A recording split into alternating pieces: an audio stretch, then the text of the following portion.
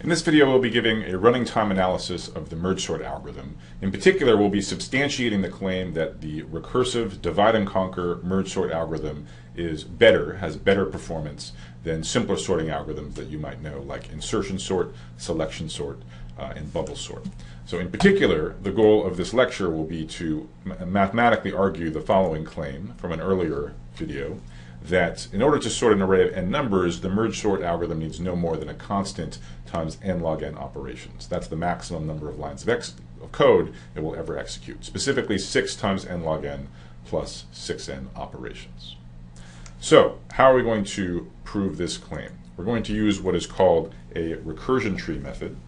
The idea of the recursion tree method is to write out all of the work done by the recursive merge sort algorithm in a tree structure, with the children of a given node corresponding to the recursive calls made by that node.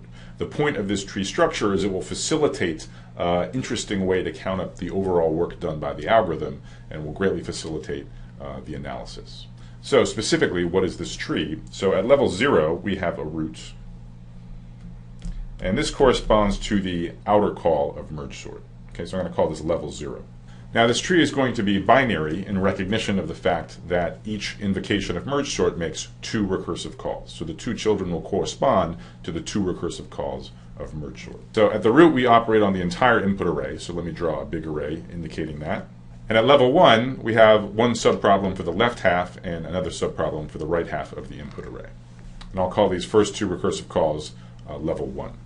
Now, of course, each of these 2 level 1 recursive calls will themselves make 2 recursive calls, each operating on then a quarter of the original input array.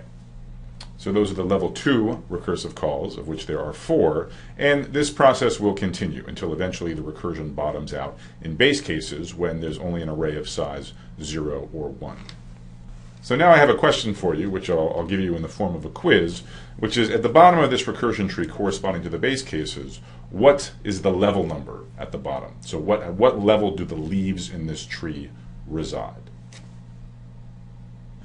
Okay, so hopefully you correctly guess that the answer is the second one. So namely that the number of levels of the recursion tree is essentially logarithmic in the size of the input array. The reason is basically that the input size is being decreased by a factor 2 with each level of the recursion. If you have an input size of n at the outer level, then each of the first set of recursive calls operates on an array of size n over 2. At level 2, each array has size n over 4, and so on. Where does the recursion bottom out? Well, down at the base cases where there's no more recursion, which is where the input array has size 1 or less. So in other words, the number of levels of recursion is exactly the number of times you need to divide n by 2 until you get down to a number that's at most 1. And recall that's exactly the definition of the logarithm base 2 of n. So since the first level is level 0 and the last level is level log base 2 of n, the total number of levels is actually log base 2 of n plus 1. And when I write down this expression, I'm here assuming that n is a power of 2, which is not a big deal. I mean, the analysis is easily extended to the case where n is not a power of 2. But this way, we don't have to think about fractions. Log base 2 of n then is an integer. Okay, so let's return to the recursion tree. Let me just redraw it really quick. So again, down here at the bottom of the tree, we have the leaves, i.e. the base cases where there's no more recursion, which when n is a power of 2 correspond exactly to single element arrays. So that's the recursion tree corresponding to an invocation of merge sort, and the motivation for writing down, for organizing the work performed by merge sort in this way is it allows us to count up the work level by level, and we'll see that that's a particularly convenient way to account for all of the different lines of code that get executed. Now, to see that in more detail, I need to ask you to identify a particular pattern. So first of all, the first question is, at a given level j of this recursion, exactly how many distinct subproblems are there as a function of the level j? That's the first question. The second question is, for each of those distinct subproblems at level j, what is the input size? So what is the size of the array which is passed to a subproblem residing at level j of this recursion tree? So the correct answer is the third one. So first of all, at a given level j, there's precisely 2 to the j distinct subproblems. There's one outermost subproblem at level 0. It has 2 recursive calls. Those are the 2 subproblems at level 1, and so on.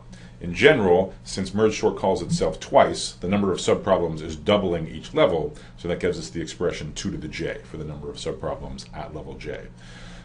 On the other hand, by a similar argument, the input size is halving each time. With each recursive call, you pass it half of the input that you were given. So at each level of the recursion tree, we're seeing half of the input size of the previous level. So after j levels, since we started with an input size of n, after j levels, each subproblem will be operating on an array of length n over 2 to the j.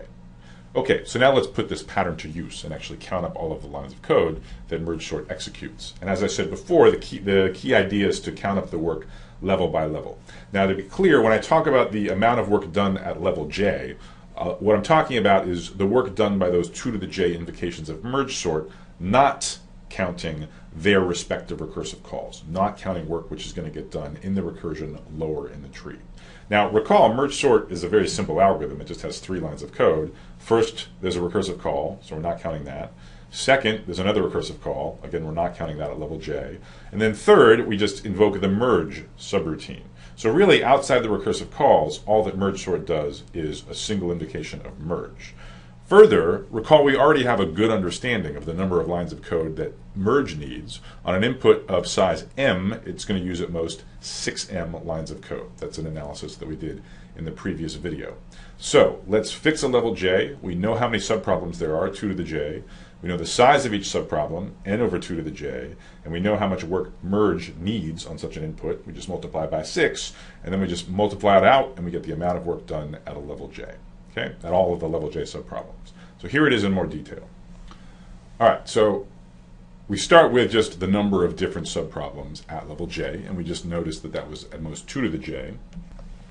We also observed that each level j subproblem is passed an array as input, which has length n over 2 to the j.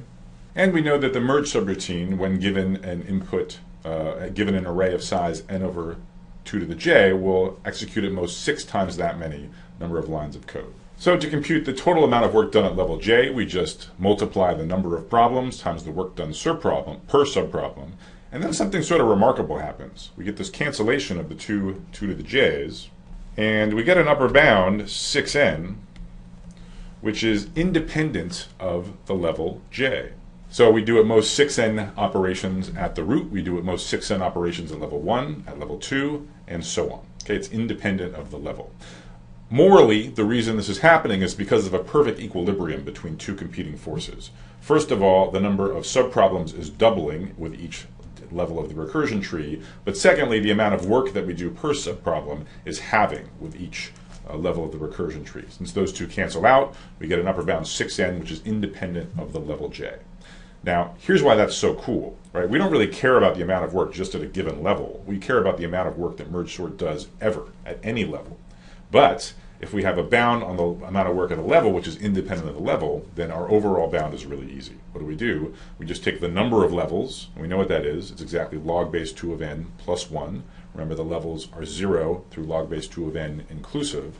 And then we have an upper bound 6n for each of those log n plus 1 levels. So if we expand out this quantity, we get exactly the upper bound that was claimed earlier, namely that the number of operations merge sort executes is at most 6n times log base 2 of n plus 6n. So that, my friends, is a running time analysis of the merge sort algorithm. That's why its running time is bounded by a constant times n log n, which, especially as n grows large, is far superior to the more simple iterative algorithms like insertion or selection sort.